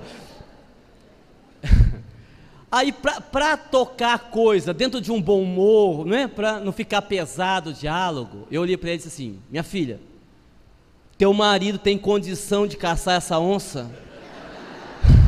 Ela disse: tem. Eu falei: então vai em frente, mas vai de onça, vai de leopardo, vai de leoa, vai do que você quiser. O importante é que você crie o clima e tudo fique bem. Porque nós também, como espíritas, temos que modificar um pouco a nossa perspectiva de que a nossa vida é uma vida de sofrimento, é uma vida para pagar karma, é uma vida de dor. Não. Tudo isso pode até ser, mas nós temos que ter como objetivo, como meta, também ser feliz. Nós também temos o direito de ser feliz. Por isso que eu falei lá no começo da palestra, como é importante falarmos de sentimentos, sentirmos o que nós estamos sentindo de fato. Eu não sei se vocês sabem, mas nós também nos equivocamos quando falamos em sentimentos, porque nós viemos de uma educação onde nós acreditamos assim, que existem os sentimentos bons e os sentimentos ruins, e não é verdade. Todo sentimento é bom. O que faz a diferença é o direcionamento que você dá a ele. Está lá na pergunta 907 do Livro dos Espíritos, quando os Espíritos dizem a Kardec que a paixão, no seu princípio, é dado para o bem do homem. Então, todo sentimento é um recado para a sua alma, para que você precisa fazer alguma coisa com ele. Por exemplo, raiva. Aguinaldo, mas é bom sentir raiva? É. Porque a raiva é um sinal de defesa. Quando você sente raiva, você está se defendendo de alguém ou de alguma coisa. Agora, qual é o problema da raiva? É o que você faz com ela. Porque quando a pessoa sente raiva, normalmente ela vai para dois extremos. Ou ela engole a raiva e guarda a raiva, e aí aquela raiva se transforma numa doença chamada mágoa ou rancor. Então, quando a pessoa diz assim: ah, mas eu não estou com raiva, eu estou magoada. Mágoa é raiva que congelou. E aquilo vai fazer mal. Toda pessoa magoada, e eu atendo como terapeuta holístico, isso é muito comum. A pessoa chega sentindo dor no peito, parece que vai ter uma parada cardíaca, porque uma dor no peito, isso é próprio de quem guarda mágoa. Porque o sentimento, ele está muito conectado ao chakra cardíaco, que está conectado ao coração. Então, quem guarda mágoa, quem guarda rancor, é muito comum ter esta área aqui sobrecarregada de energias pesadas. Daí a sensação, o mal-estar de opressão no peito, de dor no peito. Se você sente muita dor no peito, dê uma observada se você não anda guardando mágoa demais, se você não anda guardando rancor demais. Aí a dor no corpo físico é apenas o reflexo de um problema no campo das emoções. E se a pessoa não guarda a raiva, ela vai para o outro extremo, que é colocar para fora, na agressividade. E quando você agride, você também adoece. Então a raiva precisa ter um direcionamento. Assim como o medo. O medo é uma emoção básica. O medo é uma emoção necessária. Quem não tem medo não é corajoso, tem um traço suicida. Não ter medo de nada é ser suicida. Quem tem medo demais desenvolve uma patologia, que é a síndrome do pânico. Então é o equilíbrio das emoções, é o equilíbrio dos sentimentos. Quando nós aprendemos a lidar com essas emoções, nós vamos conduzindo a coisa de uma forma melhor. Dona Benedita, no livro, fala de obsessão. No entanto, ela também observa um outro lado da obsessão, porque o problema mais grave não é exatamente espíritos perturbadores se conectarem a você, mas você descobrir em que momento estes espíritos conseguiram se conectar em você. Se um ladrão entra na sua casa, e quando você chega no seu lar, você vê que a sua casa foi roubada, qual é a primeira coisa que você vai fazer? Descobrir por onde o ladrão entrou. E você vai reforçar a porta ou a janela, ou seja o que for. Quando nós constatamos que há espíritos nos perturbando, conectados a nós, é importante descobrirmos em que momento eles conseguiram conectar conosco. Esse é o ponto central. Outro dia uma senhora foi ao centro, ela me disse assim: seu Aguinaldo, eu vim aqui porque eu estou com um problema com meu marido. Porque assim, mulher chegou no centro, cabisbaixa, triste, de cada 10 mulheres, 9 é problema com o marido. Eu nunca vi, é uma coisa terrível. Votuporanga pelo menos é assim, os maridos dão muito problema. Eu disse: a senhora está com problema com o marido? Ela disse: é, com o meu marido e com a minha vizinha. Eu disse: sim, o problema é com o marido ou é com a vizinha? Ela disse: não, aconteceu o seguinte, vou contar para o senhor. A minha vizinha fez uma macumba, e meu marido saiu de casa e foi morar com a vizinha, e eu vim aqui no centro ver se vocês aqui desfazem macumba. Vocês desfazem macumba? Aí eu vou perguntar para vocês: macumba pega ou não pega? O que vocês acham? Pega ou não pega? Macumba pega? Tem umas pessoas que nem precisam de macumba, já é macumbado por natureza, a pessoa já nasce macumbada, nem precisa de macumba. Vamos analisar a questão por partes, porque merece atenção. Vamos devagar. Observemos. No meio espírita, de uma maneira geral, há um posicionamento um tanto que ingênuo a esse respeito. Eu tenho escutado muitos espíritas dizendo assim: não, isso é bobagem. Esse negócio de macumba, de olho gordo, de magia negra, não, isso aí é bobagem, isso aí é crendice popular, isso aí não existe. Vamos devagar. Tanto existe que quando vocês eram pequenos, não eu que não é da minha época, mas quando vocês eram pequenos, vocês devem se lembrar, era muito comum naquela época as nossas mães nos levarem às benzedeiras para benzer de olho gordo, não era? Não tinha isso? Mal olhado, lembram? Mal olhado. O que é um mal olhado? É uma energia negativa, deletéria, que alguém joga em cima de você. Então nem precisa da encruzilhada, nem precisa das velas da macumba em si. Nós somos energia, nós vibramos energia. Então eu emito vibrações, eu recebo vibrações. Se eu, por ciúme, por inveja, por raiva, jogo uma energia negativa no outro, há a possibilidade do outro ser envolvido pela minha energia e ter problemas na sua vida. Se eu não gosto de alguém e decido, em parceria com os espíritos, fazer mal àquele alguém, eu posso conseguir perturbar-lhe a vida. Aguinaldo, então você está dizendo que macumba pega? Não estou dizendo isso, que eu ainda não terminei. Vamos continuar, vamos voltar à história da macumba da mulher. Aí eu conversei com a mulher e disse assim: minha irmã, eu vou lhe fazer 3 perguntas. A senhora responde com sinceridade? Se não responde, o senhor pode perguntar. Me diga uma coisa: entre a senhora e seu marido já não havia mais tanto amor, não é verdade? Ela disse: já que o senhor está perguntando, realmente a gente já não se amava muito não. Estávamos juntos por uma questão de conveniência. Muito bem. Segunda pergunta: vocês brigavam muito, não brigavam? Isso sim, um dia sim, o outro também, todo dia a gente brigava. Muito bem. Terceira pergunta: a senhora já havia percebido o seu marido de olho na vizinha? Já, porque nos últimos tempos ele só adorava varrer calçada, mas nunca gostou de varrer calçada. Olha, eu fiquei 3 meses sem varrer a calçada, não tinha nem folha na calçada, ele varria a calçada, e eu vi que ele estava de olho na vizinha. Disse: pronto, então a macumba pegou. Observem, apenas, agora vem a explicação, apenas o meu desejo de fazer o mal a outrem não é suficiente para outrem receber o meu mal. Alguém não pode ser prejudicado só porque uma outra pessoa não gosta dele. Nesse exemplo, nós tínhamos um casal que já não se amava, um casal que brigava todo dia, e uma situação onde o marido já não tinha mais interesse pela esposa, estava procurando outras aventuras. Estes fatores, somado à macumba, pegou. Sem esses fatores, não pegaria. Sim.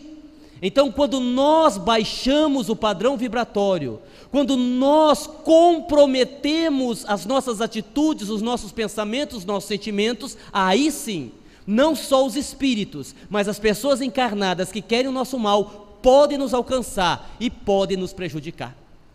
Então a questão não é quem fez o mal a você, a questão não é por que o obsessor está com você, mas o que você tem feito, pensado ou sentido nas questões das emoções para permitir que essa conexão te traga prejuízo.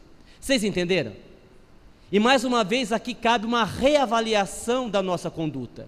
Você não vai aprender isso nos livros, mas sim olhando para você.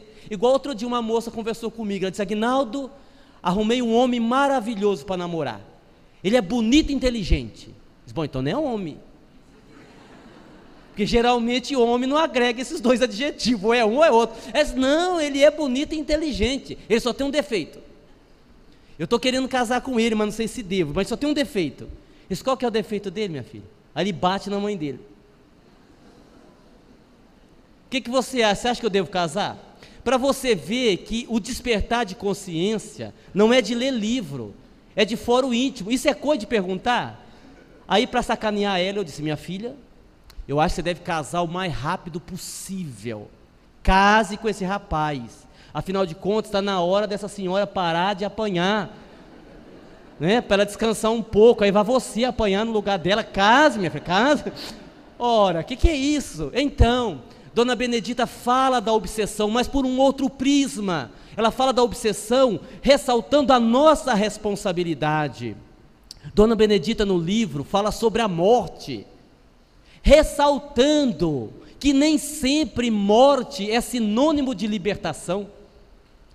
Erich Fromm, um sociólogo americano, disse certa vez que o homem é o único animal cuja existência é um problema que ele precisa resolver. E os espíritos, numa frase semelhante, dizem assim: o espírito é imortal, os problemas também. Porque o que nós não resolvemos aqui, nós carregamos para lá. E aí é um problema. E quantas vezes nós inventamos, criamos problemas desnecessários? Por que nós criamos problemas desnecessários? Primeiro, porque não sabemos respeitar as diferenças. Isso é muito comum no meio espírita. Essa coisa, olha, aquele centro faz de um jeito, aquele centro faz de outro jeito, isso está certo, isso está errado. Isso é uma bobagem, isso é secundário. A doutrina espírita é uma só.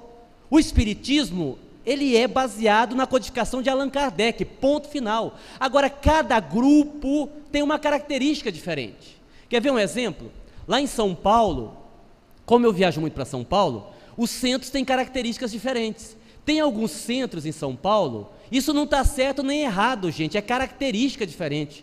Tem um centro em São Paulo, alguns centros em São Paulo, que eles têm uma câmara de passe antes do salão de palestra. Então você é obrigado a tomar o passe antes de entrar para a palestra, porque eles partem do seguinte raciocínio: você está vindo da rua, você está contaminado energeticamente, você tem que tomar um passe de limpeza para entrar no salão, senão você vai contaminar o salão. É um jeito de pensar, nós temos que respeitar. Ah, mas eu não concordo com isso. Então você vai frequentar outro centro que não tenha isso. Eu fui nesse centro para fazer palestra e tomei prejuízo por causa disso, porque eu cheguei louco de vontade no banheiro, desesperado. Tinha uma recepcionista, eu cheguei na recepcionista e disse: meu bem, onde que é o banheiro? Ela disse: a fila do passe. Eu disse: não, eu não quero tomar passe, eu quero ir no banheiro. O senhor vai tomar passe? Eu disse: não, mas eu quero ir no banheiro. Ele disse: meu senhor, aqui para entrar tem que tomar passe, o senhor entre na fila do passe. Eu olhei para a fila, tinha 50 pessoas esperando. Eu disse: a senhora deixa eu passar na frente então? Ela disse: não senhor, o senhor vai no último lugar, respeite as regras da casa. Eu disse: minha filha, mas eu não quero ir no salão de palestra, eu quero ir no banheiro. Ela disse: pois é, mas o banheiro é atrás do salão de palestras, obrigatoriamente, o senhor vai ter que entrar no salão para ir no banheiro, então o senhor vai tomar passe. Eu digo: meu Deus, e a hora que eu era o orador, eu imagino se eu fosse um mendigo pedindo comida, ela me dava um tiro, porque eu era o orador, fui tratado desse jeito, imagina se eu fosse um mendigo. Eu disse: minha filha, pelo amor de Deus. Ela disse: não, meu senhor, não tem acordo, ou o senhor entra na fila e toma o passo, ou o senhor não vai no banheiro. Você quer saber de uma coisa? Olhei, tinha um bar na esquina, falei: vou resolver isso em outro lugar, porque todo bar tem um banheiro. Entrei no bar e disse: o senhor tem um banheiro, o senhor me empresta? O senhor vai consumir?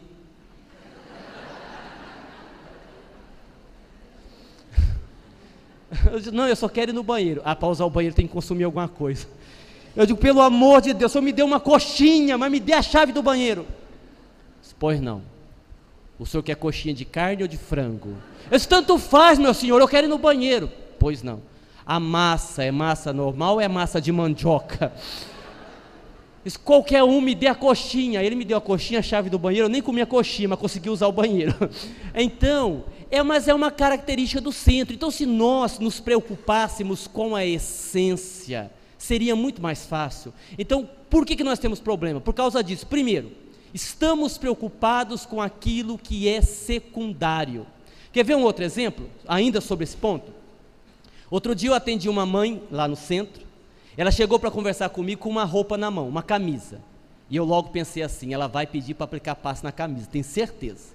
E no centro espírita, não há o hábito de aplicar passe em roupa. Porque se você está ruim e traz uma roupa sua para tomar passe, a roupa vai ficar ótima, você vai continuar ruim. Se for camisa de marca, a roupa vai ficar melhor ainda, mas você vai continuar ruim, não é? E aí eu fui conversando com a mulher e fui olhando para a roupa, já preparando o discurso. A hora que ela pedisse, eu ia falar, minha senhora, que o centro espírita não aplica passe em roupa, aquele blá blá blá.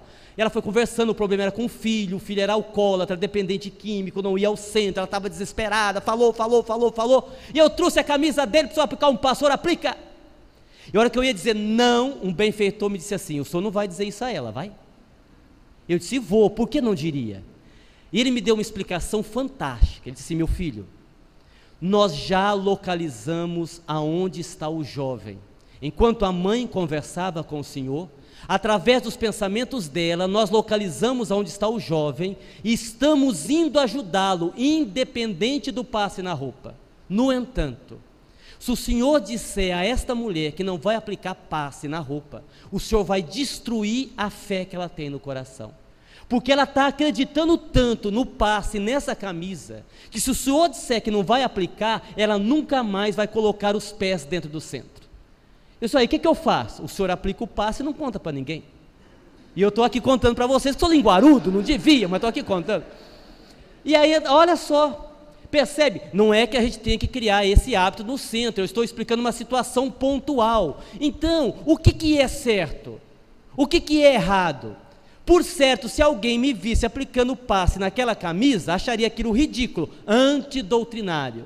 Mas eu estava fazendo aquilo e o fiz com base na dor daquela mãe e na sua fé. Uma fé ainda não racional, mas era a fé dela. E a fé de todo mundo merece respeito. A minha fé não tem que se encaixar na fé do outro, cada um tem a sua fé do jeito que lhe aprouver. Concordam comigo? Então, respeito às diferenças, desarmamento, nós precisamos nos desarmar, porque estamos sempre armados para alguma coisa.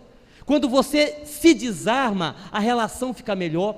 Eu estava outro dia realizando uma palestra num centro, cheguei para realizar a palestra, e o vice-presidente do centro me disse assim, Aguinaldo, eu gostaria de pedir uma coisa a você. Eu disse, pois não, será que o senhor poderia fazer a palestra sem contar piada? Também não sei porque ele me pediu isso, eu não tenho hábito de contar piada em palestra. Eu disse, por quê? Disse, olha, nós temos um problema aqui, o nosso vice-presidente, ele é vice-presidente há 60 anos. Eu imaginei a idade do homem, se ele já era vice-presidente há 60 anos, meu Deus do céu, Matusalém. Ele odeia que se conte piada na palestra. E se o senhor contar piada, só vai me complicar a situação, porque foi eu que lhe convidei. Eu disse, olha, eu vou tentar, não prometo. Tá? E eu não contei piada, nos primeiros 5 minutos. Aí o homem sentou assim na primeira fileira, ele cruzou o braço, fez uma cara feia, tipo assim, vou te vigiar. Eu contei a primeira, ele fez uma cara feia. Eu contei a segunda, ele torceu o nariz. Na 18ª, rapaz, o homem parecia que explodia, cair da cadeira. E como habitualmente eu faço, quando eu terminei a palestra, fiz a divulgação dos livros, disse, meus irmãos, os livros estão ali na frente, quem quiser pode passar lá, nós estamos vendendo, faça a dedicatória, com exceção desses 2 que nós não vamos vender, vamos dar para o nosso irmão aqui que prestou atenção na palestra. Quando eu dei o livro, ele deu um susto, eu disse, sim, o senhor, para o senhor de presente. Meus irmãos, ele comprou mais 3 livros, virou meu amigo no Facebook, tirou 5 fotos comigo. Ele jamais esperava que eu tivesse uma atitude daquela simples. Aquilo criou um choque, deu um choque nele, desarmou, ele estava armado. Eu tinha certeza que ele iria me agredir verbalmente quando eu terminasse a palestra, mas diante de um gesto simples de presentear-o com o livro, ele se desarmou. Então vamos nos desarmar para que a gente possa viver melhor a vida. Bom, eu tenho 5 minutos, então tudo que eu falei, com exceção das piadas, que a dona Benedita é séria, ela não conta piada, tá? Está no livro, Em Nome de Jesus. Fala de obsessão, fala de cirurgia espiritual, fala de tratamento espiritual, dos novos modelos de família que nós temos hoje em dia. E nós trouxemos hoje também, para quem gosta de estudar, o livro O Período das Crises, que fala desse processo de transição planetária, para quem gosta de estudar sobre o assunto, quando é que vai vir a transição, quando é que o mundo vai melhorar, quem é que vai morrer para isso acontecer, quem é que vai ser degradado. Esse é um livro para quem gosta de estudar, bastante informação a respeito, os livros estão ali fora. Bem, para encerrar, eu gostaria de encerrar com uma mensagem que nós psicografamos, uma mensagem do Espírito Orlando. Por que eu quero encerrar com essa mensagem? Porque eu acho que essa mensagem, ela nos faz pensar sobre a nossa própria vida. Quando eu li a mensagem, quando eu psicografei a mensagem, eu pensei assim: muita gente, depois de morta, se pudesse vir trazer uma mensagem, diria isso. A mensagem está no livro e se chama Orlando Voltou, mas ninguém viu. Orlando, ele era um homem rico, poderoso, muitos bens materiais, muito dinheiro, muitos empregados, um homem ainda relativamente jovem, e um dia estava tomando banho, teve um mal-estar, uma dor no peito, caiu, e quando acordou, já acordou no plano espiritual. Ele morreu de uma parada cardíaca. E quando o benfeitor trouxe Orlando para ele deixar uma mensagem no livro, ele ainda estava sob o impacto da morte. Ele ainda não havia aceitado o fato de ter morrido. E tem um trecho da mensagem de Orlando que eu achei lindo, onde ele diz assim: eu odeio a morte. Se eu pudesse, eu mataria a morte. Apesar de que não é exatamente da morte que eu tenho raiva, mas da vida que eu vivi. Se eu pudesse voltar no tempo e adiar a morte, eu tomaria banho de chuva, eu aprenderia a soltar pipas, eu brincaria mais com o meu cachorro, eu brincaria mais com meu filho, eu seria mais criança e menos gente grande, e com isso eu teria sido mais feliz. Quantos de nós, se morrêssemos hoje, ao darmos uma comunicação, não diríamos a mesma coisa? Vamos concentrar-nos nessa existência. Vamos resolver os nossos problemas por aqui, antes de nós partirmos. Eu me recordo, ainda tenho 1 minuto e meio, dá tempo. Eu me recordo, vou contar mais uma para encerrar. Vanderlei de Oliveira lançou um livro agora recente, chama-se Abraço de Pai João. O livro é escrito por Pai João de Angola. E tem uma história no livro também que nos remete a uma reflexão profunda. A história de uma mulher, e agora eu vou encerrar de verdade, que foi internada para fazer uma cirurgia. E na cirurgia, na anestesia, ela morreu. 24 horas depois, ela já acordou no plano espiritual. Ela estava no hospital do plano espiritual, mas não sabia que tinha morrido. Ela não tinha essa consciência. O espírito amigo chegou e perguntou: como é que vai, fulana? Ela disse: eu vou mais ou menos, que eu estou achando estranho. O que é que foi? Não sei, eu fui internada para fazer uma cirurgia. Não estou vendo o corte, não me operaram? Não fizeram a cirurgia? Por que não fizeram a cirurgia? E como o benfeitor percebeu que ela não sabia que tinha morrido, começou a conversar com ela, para prepará-la, para dizer a ela que ela tinha morrido. E ele perguntou: a senhora tem medo da morte? Ela disse assim: não, eu não tenho medo da morte, mas eu não posso morrer agora de jeito nenhum. Por que a senhora não pode morrer agora? E ela disse assim: porque eu carrego uma dor dentro de mim, eu carrego um sofrimento, eu carrego uma culpa que o senhor não imagina o quanto eu sofro por causa dessa culpa. Essa culpa está me torturando, essa culpa está destruindo a minha vida, e eu preciso resolver esse problema. Depois que eu resolver, eu posso morrer. E aí o benfeitor perguntou: mas que culpa é essa? E ela disse assim: eu nunca fui feliz no meu casamento, sempre foi um casamento infeliz, até que eu conheci uma outra pessoa, me apaixonei, mas não tive coragem de largar do meu marido, e passei então a ter um relacionamento extraconjugal. E desse relacionamento extraconjugal eu fiquei grávida. Mais tarde o meu amante acabou morrendo, e meu marido, sem saber de nada, naturalmente, criou a criança como se fosse filho dele, é uma moça, hoje é uma moça. E eu guardo esse segredo comigo, e esse segredo está me destruindo. E eu jurei para mim mesma, que após a minha cirurgia, eu contaria tudo para o meu marido. Eu preciso tirar essa culpa do meu coração, depois eu morro tranquila. Mal sabia ela, que já tinha morrido. Que a gente possa pensar, refletir e resolver os nossos problemas, hoje e agora, porque amanhã pode ser tarde demais. Muita paz, muito obrigado, que Jesus nos abençoe.